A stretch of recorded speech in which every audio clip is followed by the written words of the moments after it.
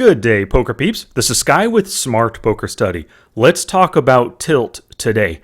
When you get angry, I highly recommend that you take a break and do not tilt your stack away 3 times like this guy did that we are about to see here. The first thing for you is you need to know what puts you on tilt. Is it poor results like losing a stack or 2 or 3 stacks? Maybe is it making mistakes? Maybe just getting bluffed. You hate getting bluffed. Your top pair you fold, he shows it at the end, sets you on tilt. Maybe you get your big hands cracked. You lose with pocket aces versus 9 deuce off. Yeah, pretty painful stuff, right? Maybe, like we'll see with this player, getting played back at maybe tilts you. Maybe losing with just crap cards that you should not have even been playing in the first place. So if you don't know what tilts you, one recommendation, read Jared Tendler's book, The Mental Game of Poker. Volume 1, definitely hit that up. Get it on audiobook. Such a good listen. You'll learn so much about anger and tilt, what puts you on tilt, how you can avoid it, all that jazz. Love that book. So we're going to review 16 hands right now, and I want you to watch as we're going, and I'll point all this stuff out, but I want you to watch how Villain 414 plays and reacts. You can see he's not on the table right now. Let's go through this first hand. I fold, nothing consequential here, but boom, the very next hand is where Villain 414 comes into play, buys in for the full stack, and he posts under the gun, the first big blind. That tells me right away that he is a fishy player. Don't even see any HUD stats on him yet. I just automatically know that because generally fishy players, or recreational players I guess I should say, they don't want to wait. They just want to play right now. Why wait one more hand for the big blind? Just put it in now. So I ISO raise with ace 3 suited. Oh, these are the hands of note out of the 16. So we'll be reviewing this stuff as we go. Fold. He calls the ISO raise. Flopping the gut shot. Make a c-bet. Just trying to win the pot right here. I'm sorry, not flopping a gut shot. Flopping a second pair.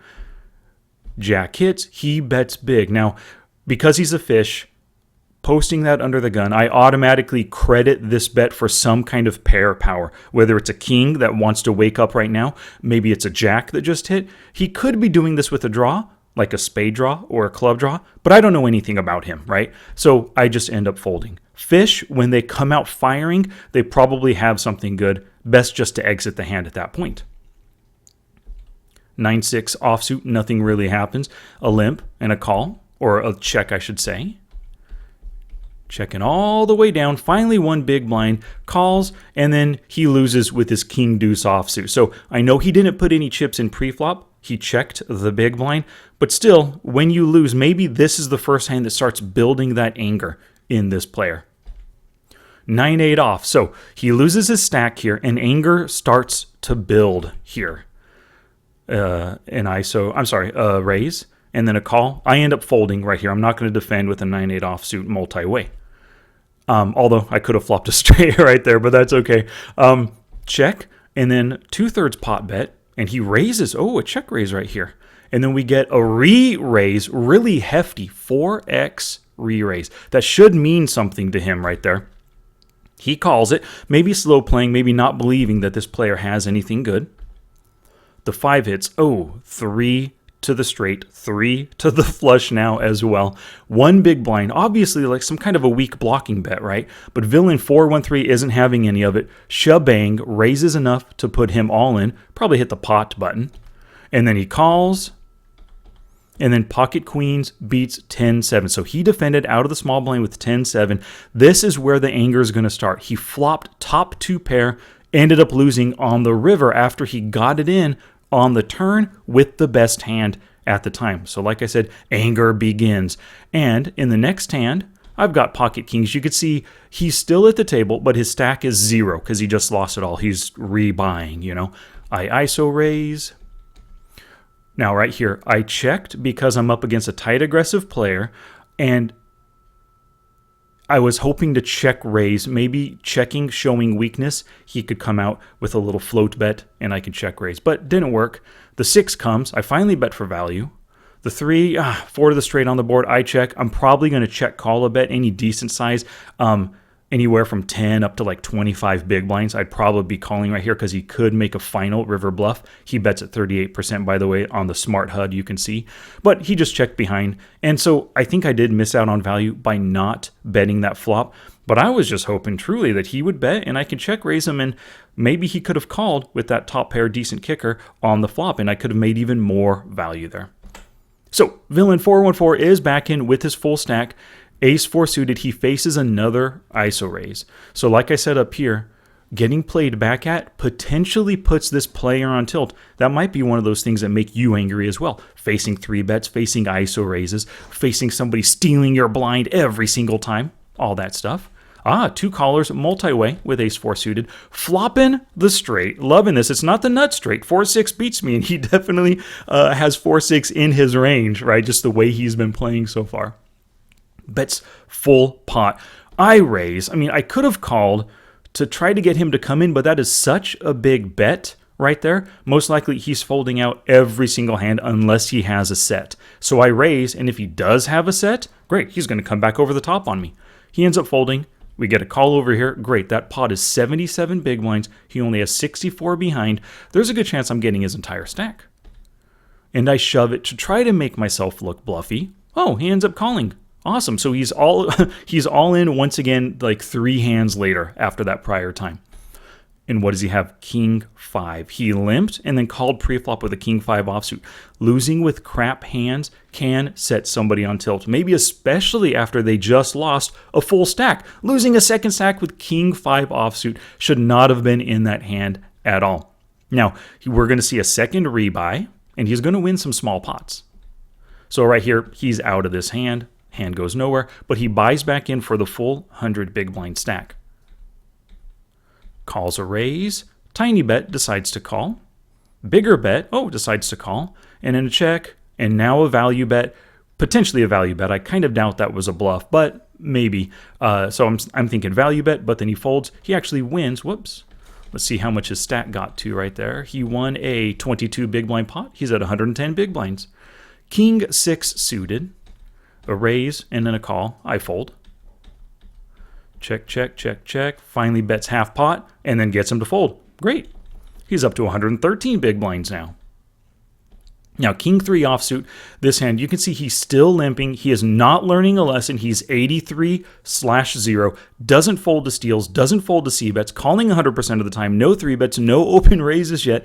Absolute fish. So you can see how my read at the very beginning, posting under the gun, yes, he's a fish. Not betting at all. Finally on the river, and he wins. Hey, good. Won another small pot. He's up to 115 and gets almost no value with his pocket aces. What a shame, buddy. So we got another limp in right here. 10-5 suited. Another ISO raise from me. Oh, look at that right there. I made it a little bit smaller because I think he's calling no matter what, and I don't have any good. That's just not a good hand at all right now. But I just wanted to play as many pots with a tilting fish as possible.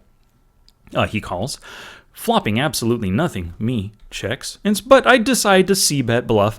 Generally, I wouldn't do this. I try to minimize my bluffs, but that's kind of a dry board, not super wet. I thought there was a good chance I could just take it down. And he calls. 10 hits, giving me top pair. Loving the spot. Value bet now. And then he calls. The 4 hits on the river, he checks.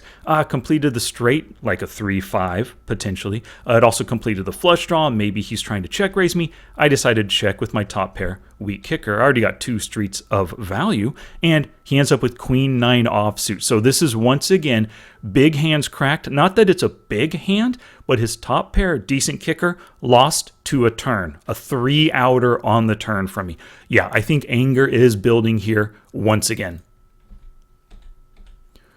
Limps in. Once again, he's still not learning his lesson, right? He's now in 88/0, calling 100% of the time with all these limps. Doesn't even decide to bet. 2-5, loses to King 8. Once again, not that he's a dominator, King 8 versus Deuce 5, but still, your better hand pre-flop ends up losing. Yeah, anger is building. Now, here's a mistake on my part. Generally, when you're especially in position against a fishy player in the blinds, I should be raising right here. I should take this opportunity to raise. We have another player posting in the cutoff. I should have made this 5 or 6 big blinds just with the goal of getting this player heads up. I think this was a mistake on my part folding. And then look, once again, defending his big blind against a rather healthy bet. 3/4 pot donk bet here. The 4 hits. Oh, look at that. So we go from the pre-flop raiser, passively just calling on this board right here. The 4 hits, check. All of a sudden, he comes out betting about 80% pot. I guess it might be 3/4, 75% pot. And then he ends up calling right here. What do you think Villain 413 has to make this bet after the way he played? ISO raising pre-flop. Yeah, he has an ace, right? Ace king, ace queen, ace jack, anything like that. He just now turned a straight. The 10 hits, check. And then coming in 32 big blinds, half pot right here. Villain 414 ends up calling. And then we get ace 10 for a turned straight, beating just a 3-7. He called the raise, defended out of the big blind with 3-7 offsuit. This player is doing all this damage to himself. His tilting is causing tremendous losses right here. So, yes, he called when he was obviously beat, means that anger is building.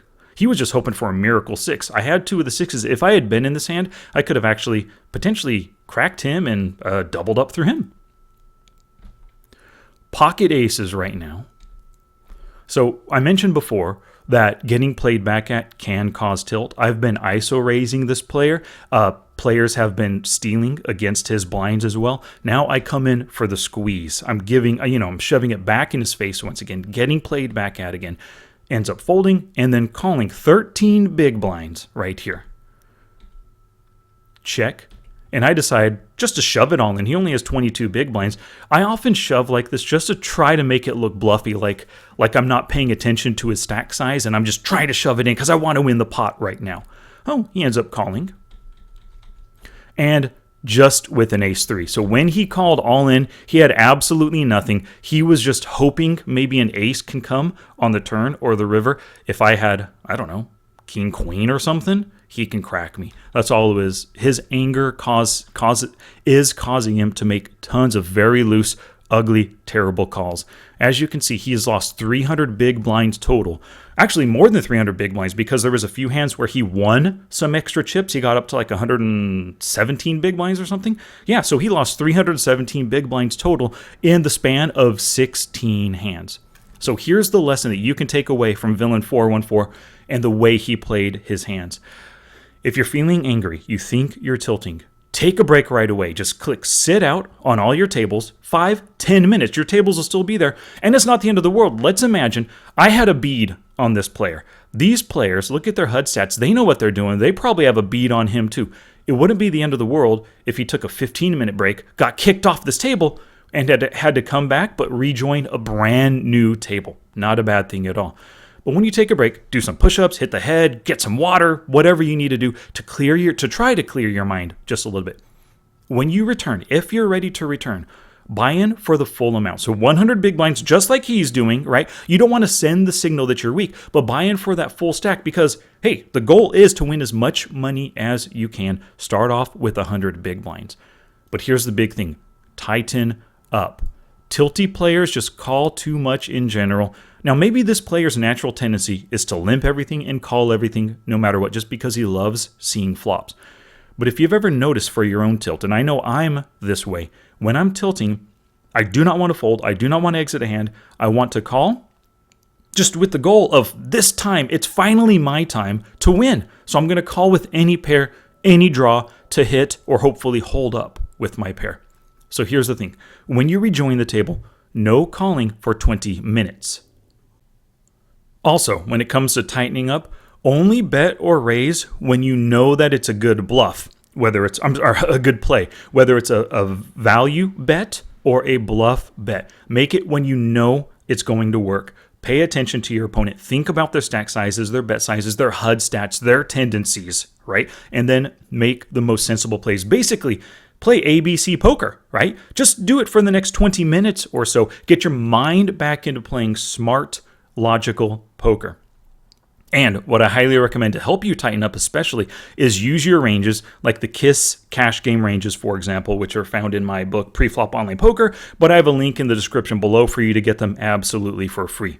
So that's what to do if you're experiencing tilt, so you're not like Villain 414 right here. But what do you do, and what do I try to do when I notice a player tilting?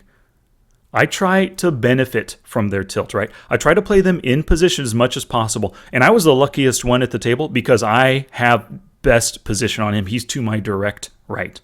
I bet big with my best hands because they call too much, right? That's one of the things tilty players, they don't want to give up. They just hope to win this next hand, hope to hit their draw, take advantage of that, value bet big. Like you saw how much like pre-flop with pocket aces, I 3-bet to 13 big blinds, right? That's generally a little too much. It makes it too easy for players to fold unless they're tilting and are going to call no matter what.